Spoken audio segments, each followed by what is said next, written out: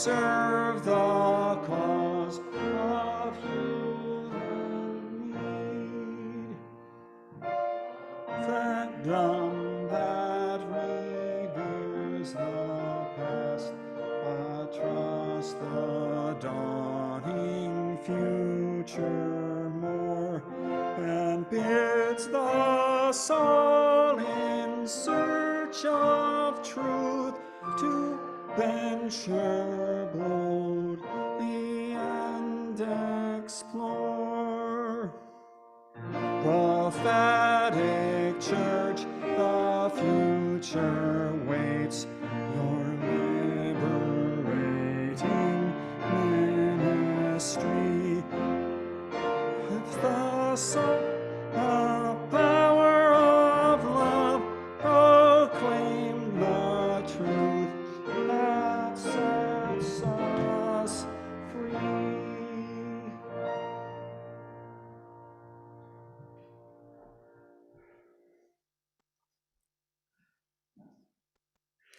That's what my chosen topic is, I think, well explained by that hymn. It is about adventuring boldly and exploring, and it's about proclaiming the truth that sets us free.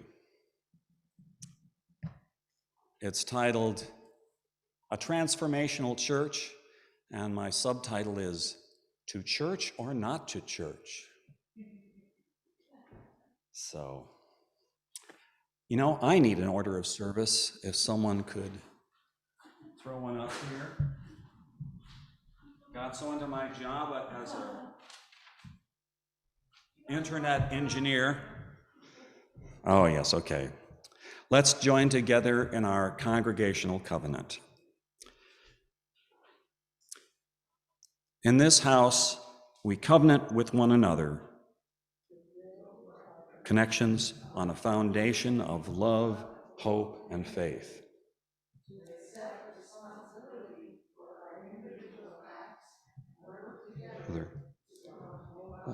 Justice and peace. To stand on the side of love, embracing the liberation of oppressed minorities and championing all movements to end discrimination. To communicate with kindness and support, and to serve with compassion and commitment.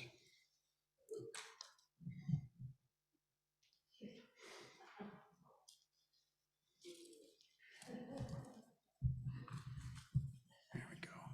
Every week in our church, we take up an offering, which gives us an opportunity to exercise the generosity of spirit that supports all souls and its many ministries. And we see this act of giving, of growing more generous in our hearts and in our actions, as essential to our spiritual well-being. And we will now receive this morning's offering.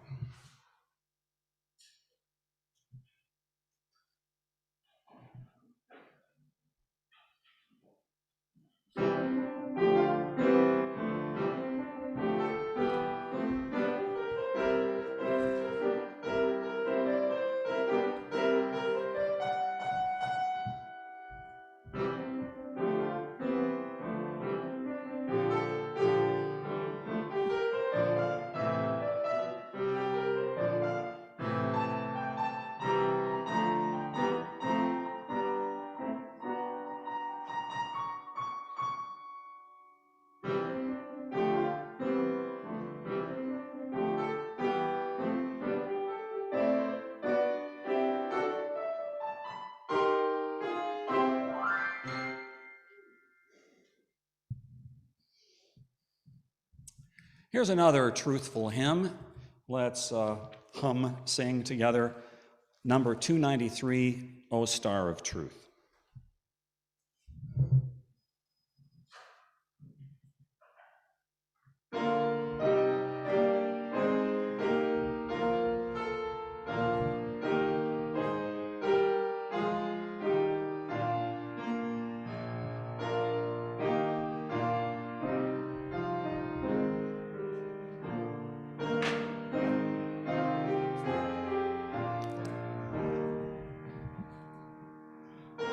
Star of truth down shining through clouds of doubt and fear.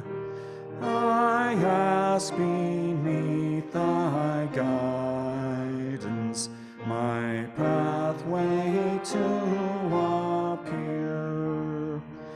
However long the journey, however hard it be, though I be lone and weary, lead on, I follow thee.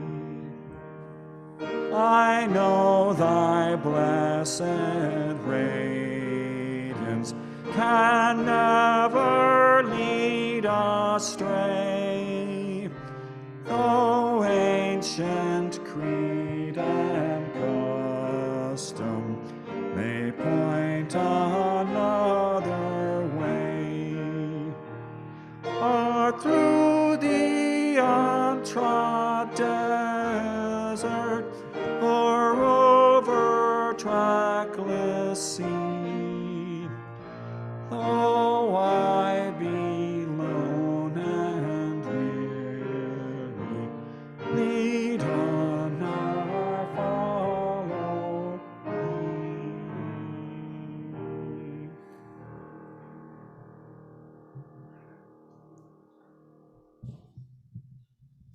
Everybody okay online out there?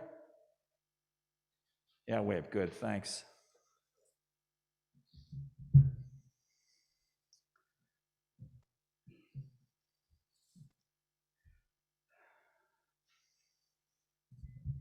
I can take off my mask now.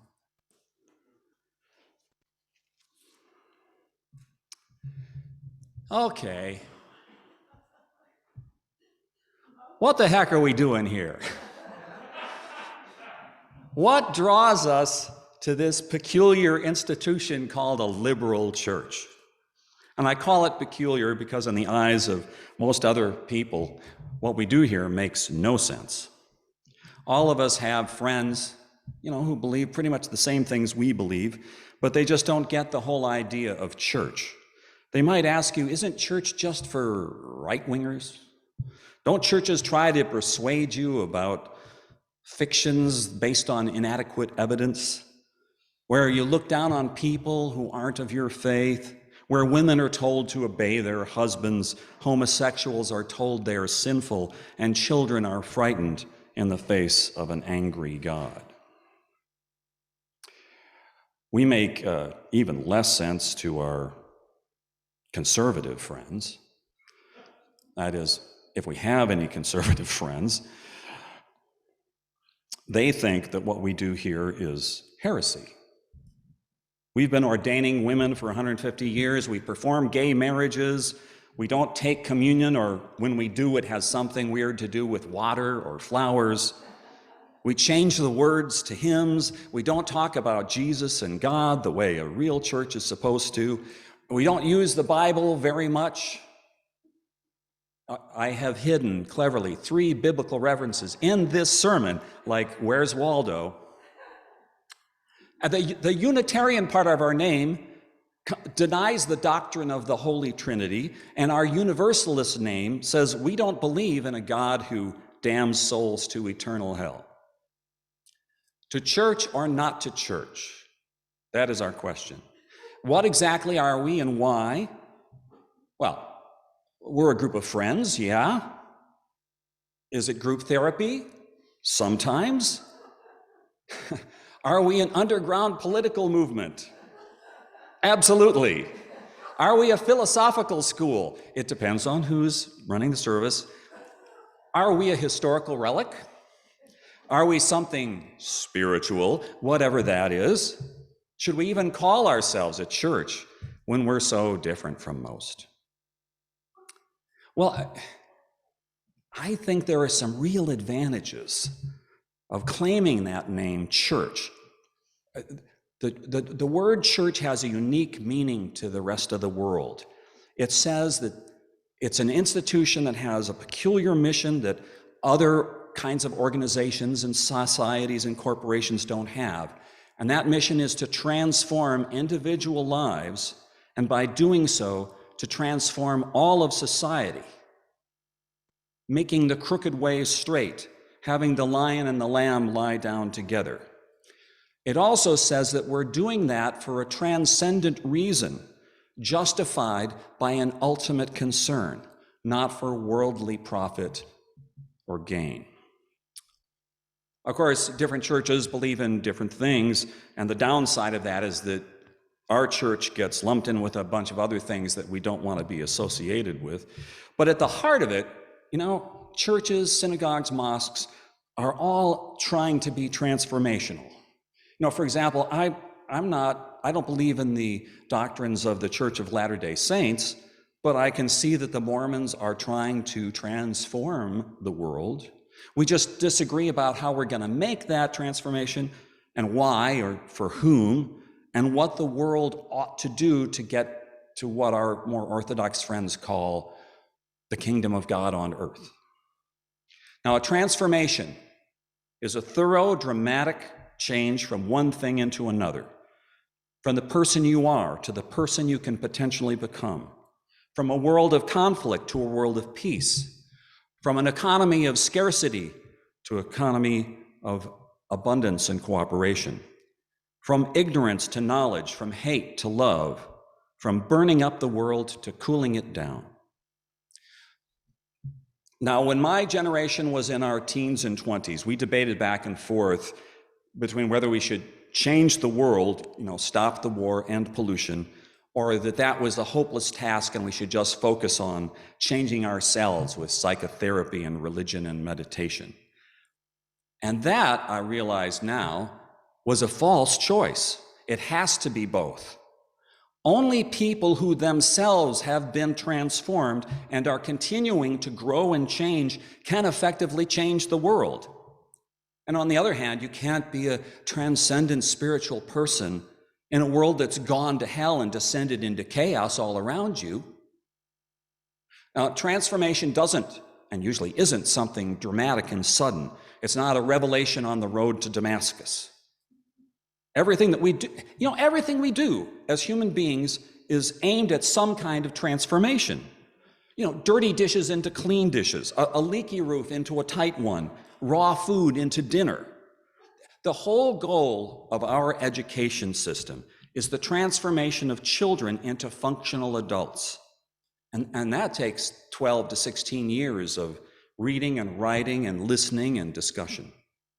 Even here and now, listening to me, we have a goal of transforming ourselves ever so slightly. I don't know what you can do in 1 hour a week, but over time, let's hope it adds up. We're making connections, thinking, feeling a little differently than if you were sitting at home drinking coffee, and that's not to dismiss coffee as a transformational agent. But transformation, that's right.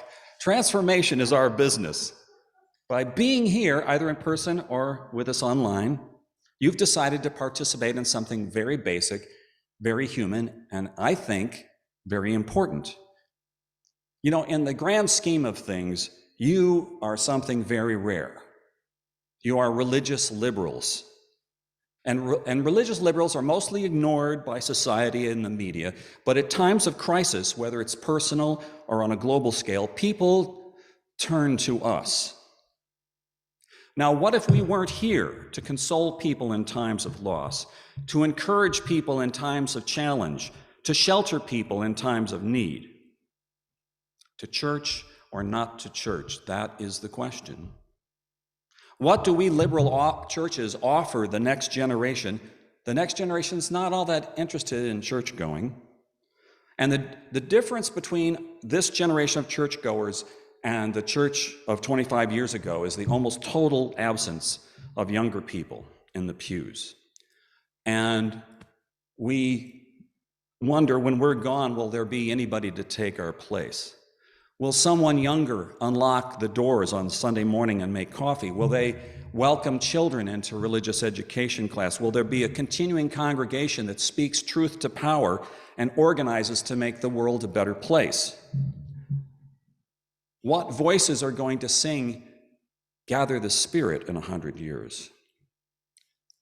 Or will these houses of worship be converted into condos and restaurants, or left to decay like the ruins of ancient Aztec and Incan temples in the jungles of Central America?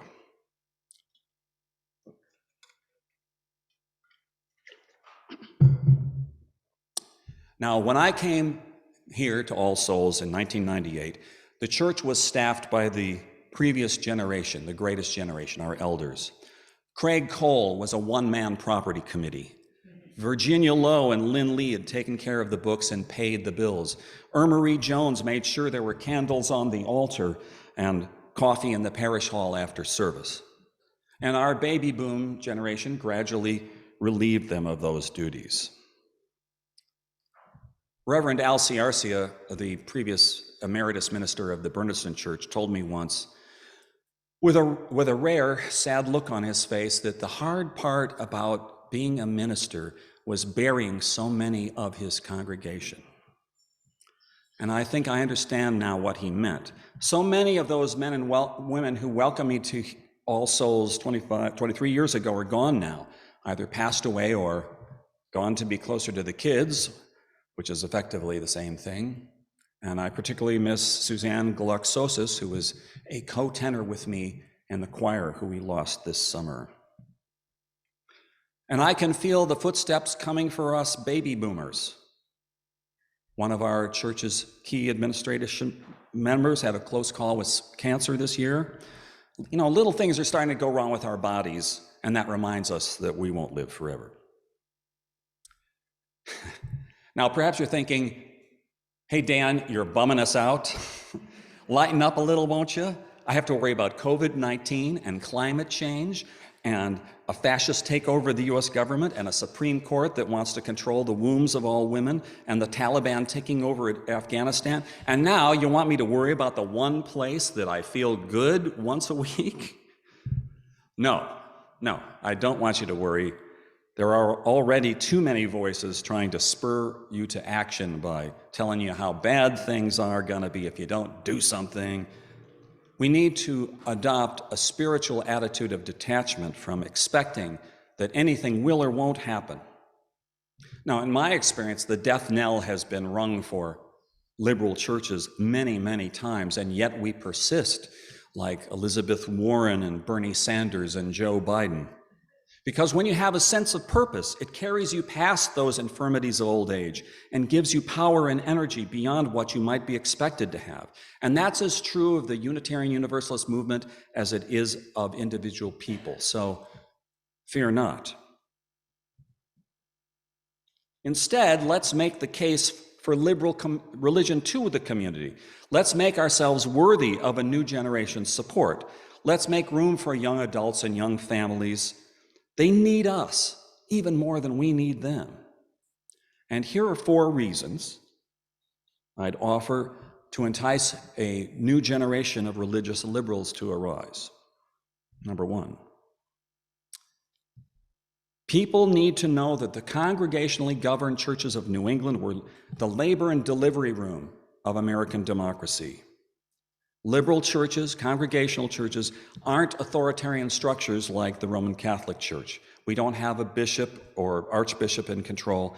Every liberal church is a mini democracy, like a town meeting. We choose our own ministers, raise and spend our own funds, and we don't impose a strict set of beliefs, although we do ask people to adhere to support basic values and principles. And I would tell young people that by joining a congregation, you'll gain organizational experience that will help you become more effective working for a better world. You know, churches and synagogues have internal battles and struggles, but they're also voluntary organizations, unlike your work or your school. You have to struggle and still get along with people to have any power. And too many, in my experience, too many younger activists don't have that much experience in dealing with a large community of people who share the same ultimate goals, but have different opinions about things. It's very easy for people to stand on their ideological high horse and ride away from the organization when things don't go their way. And that is a historical weakness of the left. We're pretty divisive. But congregational life can teach the art of democratic compromise. That's one reason. Here's another. Conservatives are really good at supporting their thinkers with institutions that advocate for conservative policies. They've established the Heritage Foundation, Freedom Works, the American Enterprise, Cato, and Hoover Institutes, and those think tanks actually they give jobs to conservative intellectuals to read, write, research, and discuss issues and present their talking points to the media. Now, there are a few liberal think tanks like the Center for American Progress, but historically, you know what the major think tanks were for progressive social change? The liberal churches, with our seminaries and ministers. And the respect that Americans have for religion is a major factor in helping liberal ideas get a place in the marketplace of ideas. The Reverend Doctor title for Martin Luther King, along with the financial support that Dr. King received from his congregations while he fought for civil rights, made him a force to be reckoned with. Reverend William Sloane Coffin Jr. was a liberal minister who formed clergy and laity concerned about Vietnam and later was a leader in the No Nukes movement. He preached a sermon once, "It's a sin to build a nuclear weapon." When Daniel Ellsberg looked for a publisher for the Pentagon Papers, our UU Beacon Press had the guts to do it, partially because it would be politically difficult to charge an entire religious denomination with espionage. Liberal churches and synagogues have been the backbone of social justice, anti-racism, and anti-war efforts for centuries. You know, having a line of priests, rabbis, and ministers at the head of a protest march makes it harder to repress with fire hoses, dogs, or guns. More importantly, the centuries of thought and writing on morality and ethics that churches have produced, along with their organizational experience, give people to reflect on the moral direction of our society. Liberal ministers are professional activists. Our congregations collectively support leaders who are trained, articulate, and thoughtful to speak to us and speak for us, just as those conservative think tanks do. On the local level, the minister of a liberal church has the standing to speak up for progressive values at the city council, the housing board, and the local newspaper. That's two reasons. Here's a third that the next generation will benefit from a continuing presence of liberal churches. Real estate. Yes, churches are communities, but they are also physical places, real estate, if you will. Liberal voices need permanent physical bases to act out our values in the world. We will not always be able to count on the government to rent us a hall to hold a few hundred people for a rally or a room where a group can meet to organize. And sanctuaries like this one have provided the infrastructure of social change in America. That's why in the 60s, the Klan bombed so many churches. A church is a physical manifestation of our beliefs. Here we are, here we're gonna stay. And even if you manage to put us all in jail or a concentration camp, our steeple will still be on the town common, reminding people of our ideals. Finally, the fourth reason young people need a liberal church is spiritual and psychological maintenance. It's easy to fall into despair when you see all of the challenges before us, when it seems like evil has the upper hand. And activists who go it alone are prone to become frustrated, cynical, and burned out. But if every 7 days you go somewhere to get recharged with like-minded people, you can keep up the fight over the years and years it takes to establish meaningful change. So those are my 4 cases for asking younger people to become part of their local progressive church.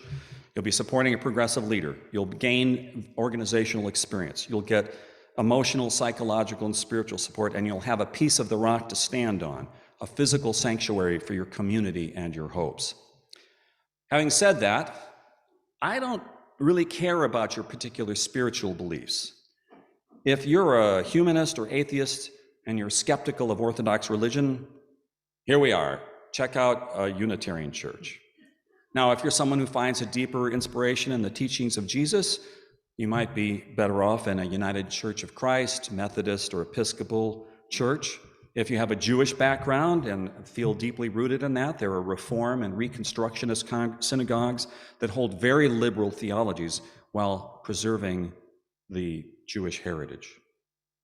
Now, people in their 20s and 30s and 40s need to become part of these under-the-radar liberal organizations fighting for change, or the left will lose an important source of energy for the progress of society when the current generation is no more.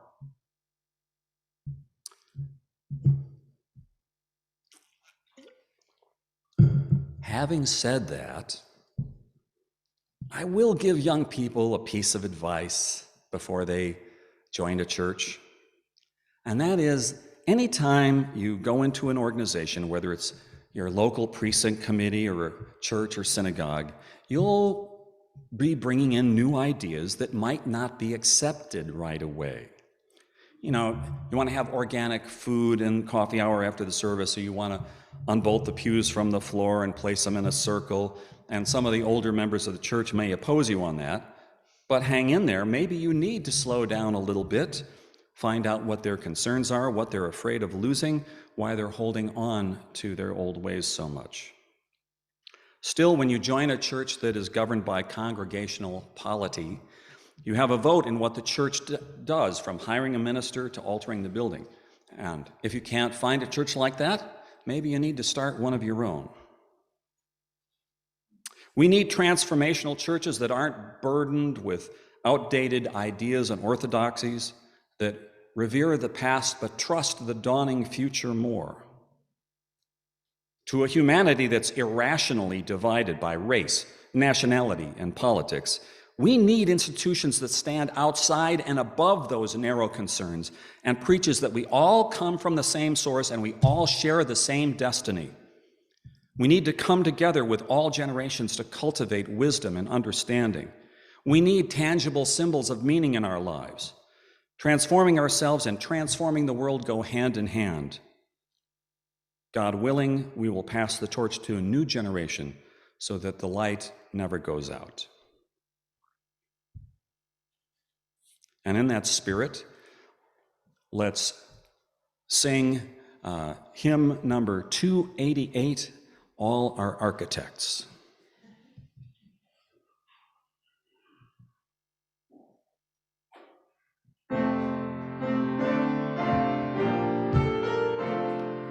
You can rise if you'd like to stretch your legs.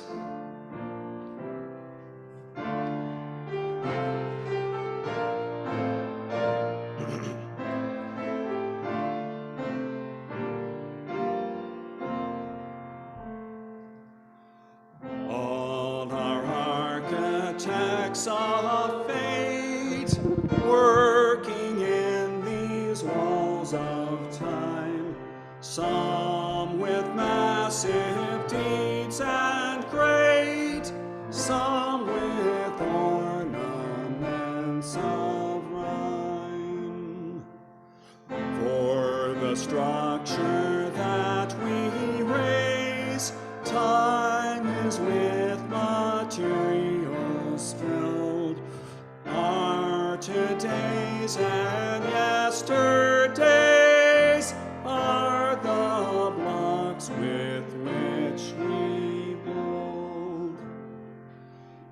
Build today, then strong and sure, with a firm and ample base, and ascending and secure, shall tomorrow find its place.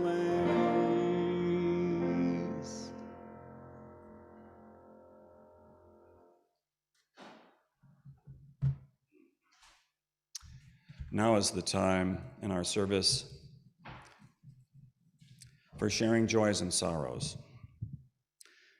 If you have a sorrow that needs the help of this community to carry it, or a joy so great you must share it, now is the time.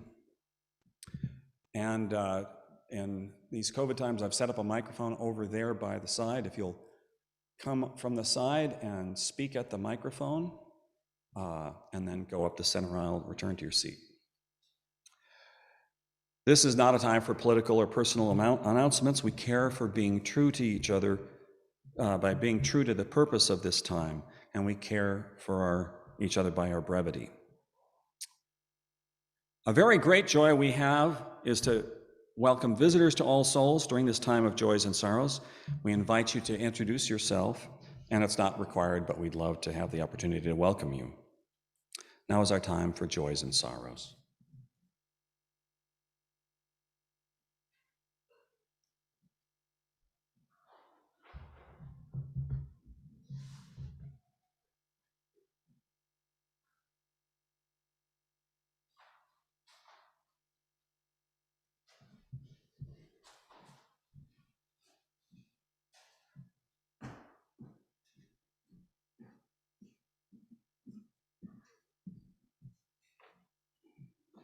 My name's Russ. I've been coming here, well, as long as Dan has, since 1998. And my joy today is being here.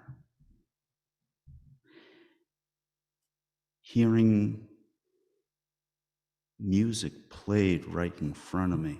I haven't experienced that in a couple of years other than being here. And hearing Dan's words, in particular about, well, if you don't like or believe in where you are, you could start your own church. And for those of you who don't know, I've been doing some studying of the history of this church, this congregation.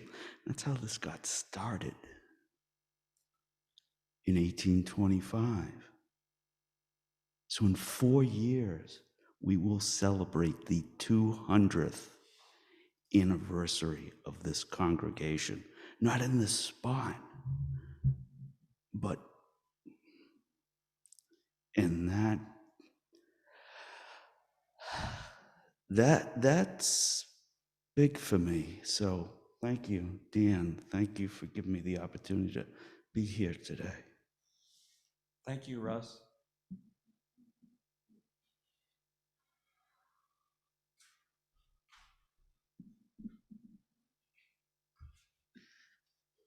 Hi, can you hear me? Yeah, through the mask.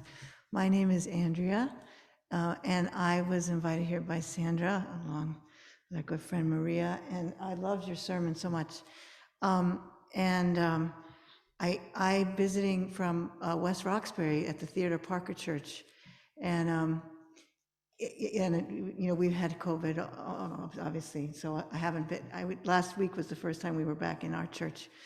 Anyway, and one of my so this is sorrow, which I hope will become a joy and a joy.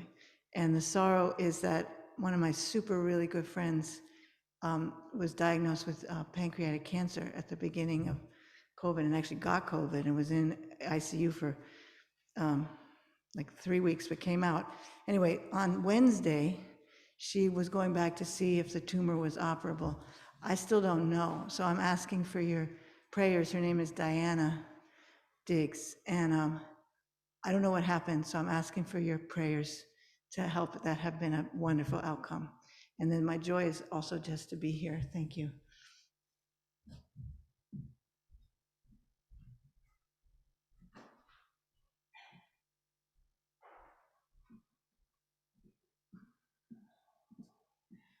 Good morning, I'm Kay.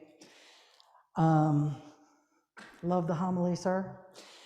My father's name is on the back of that plaque in 1941, so you're absolutely right. UUs are here to stay. And I'm very happy to say I'm relocating here myself. So. And your name is? Kay. Kay Judd. Kay Judd.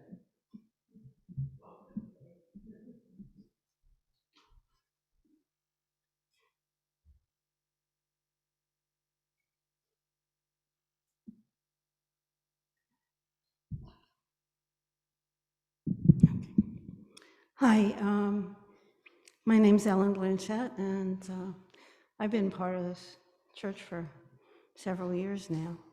I was part of the choir and do Miss Suzanne. So this is a kind of joy and sorrow. My son has been living in Colorado for about 6 years, and I rarely see him.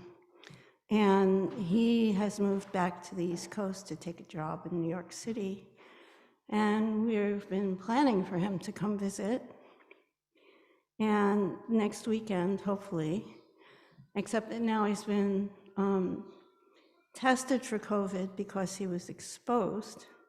A co-worker of his who has been vaccinated tested positive for COVID. And so now he's waiting to see what the results are, whether he can travel or not. And I think that the saddest part of this is it has shaken my belief in the vaccine to some extent and made me realize, well, I guess I will get that booster. But I still don't really understand the process of what would cause somebody to even need to be, now he has sort of, I don't think he's quarantined, but he's not tested positive. He's just waiting to see. Why it takes 3 to 5 days, I have no idea. New York City ought to be quicker than that. But, and then there's that fear, under all that I won't get to see him, that he'll get sick. He has underlying health issues. So anyway, a little bit of fear, and a little bit of hope. So, thank you.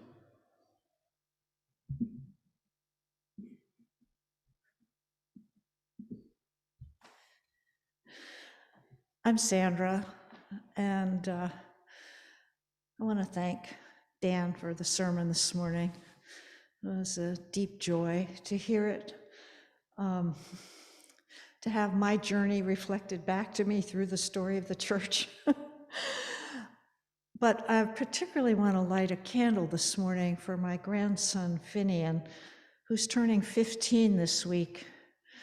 And 2 years ago at Thanksgiving, when he would have been 13, he said to me, "Grandma, I'm an atheist."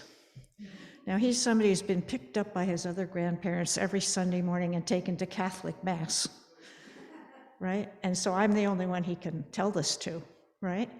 And I said, "Well, that's interesting. Tell me more." "Yeah, well, I just don't see the evidence anywhere of what they're talking about." Well, by Christmas, he said to me, "Grandma, I'm not an atheist, I'm an agnostic."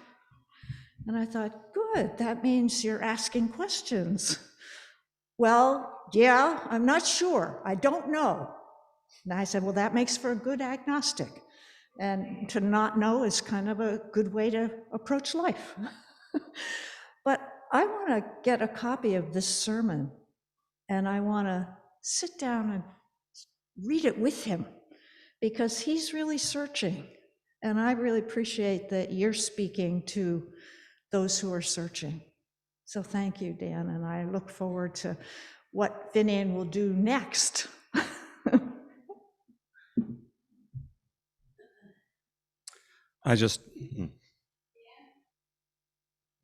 Yeah.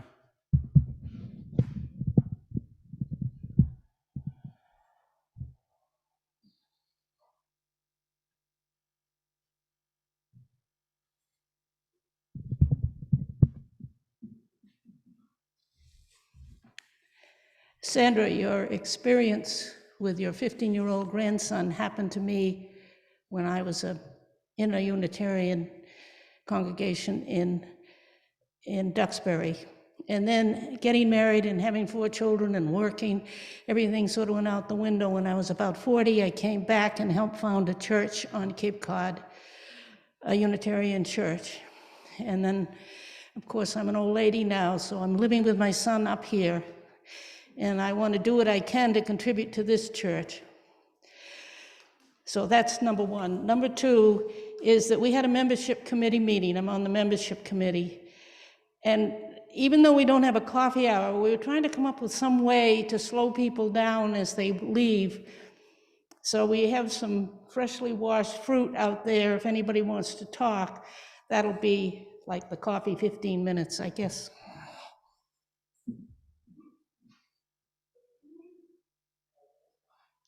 That's Barbara. Yep.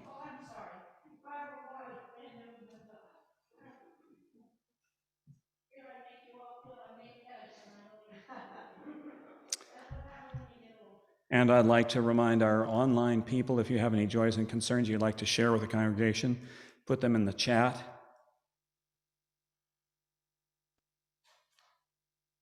Seeing none, let's light one more candle to signify all those joys and concerns that we carry unspoken in our hearts through the week. I now invite us into a time of silent reflection.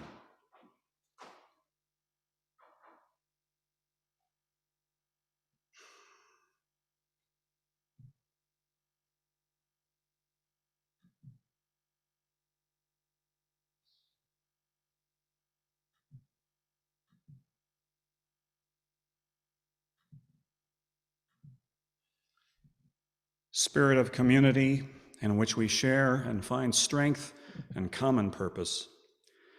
We turn our minds and hearts toward one another, seeking to hold in our hearts all our joys and sorrows, both spoken and unspoken. Let us open our minds and hearts to the place of quiet, to the silent prayer for the healing of pain, and the soft, gentle coming of love.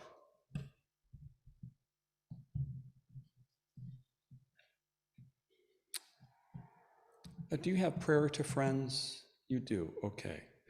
Let's join in singing together Prayer to Friends, which you should find as a separate insert in your hymnal. It looks like this.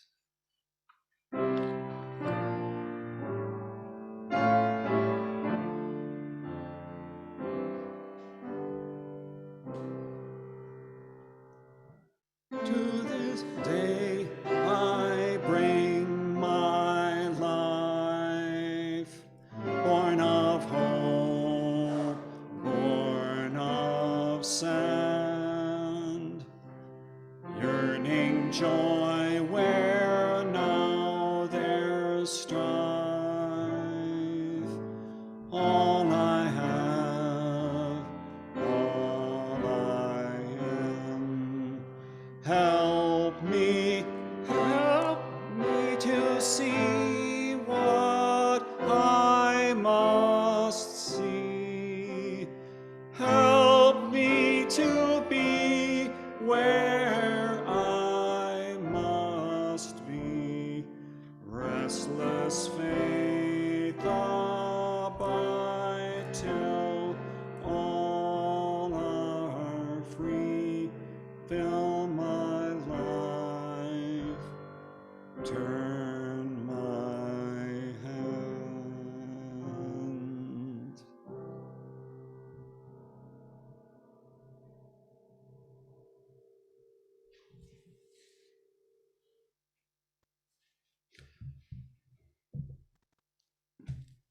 Our closing words are from the first, regarded as the first Universalist in America, John Murray, from the, I think he landed in this country in 1774. Go out into the highways and byways, give the people something of your new vision. You may possess a small light, but uncover it, let it shine. Use it in order to bring more light and understanding to the hearts and minds of men and women. Give them not hell, but hope and courage. Preach the kindness and everlasting love of God.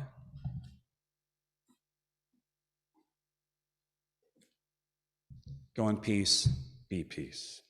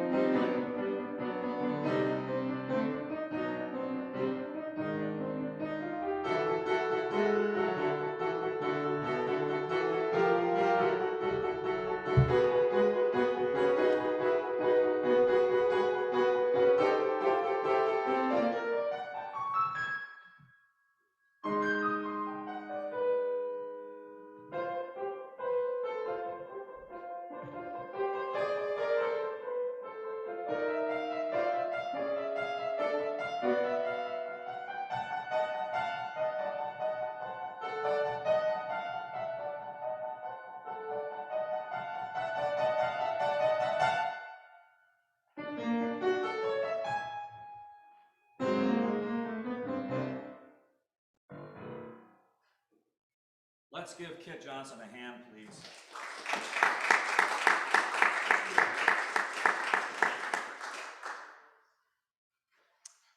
And so we have fruit, but please remain mindful of social distancing.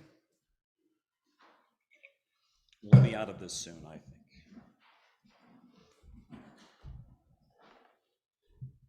Okay, for you folks online, I'm putting my earphones on now.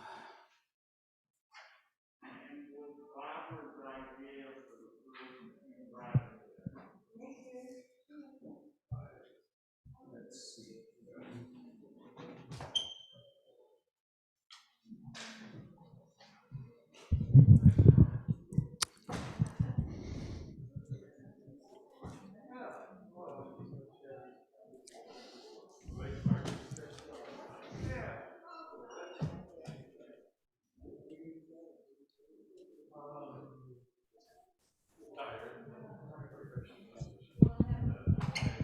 Good morning, Dan.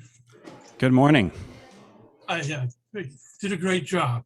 It was a fine sermon, and it moved me. Thank you. And along with the music, awesome pianist.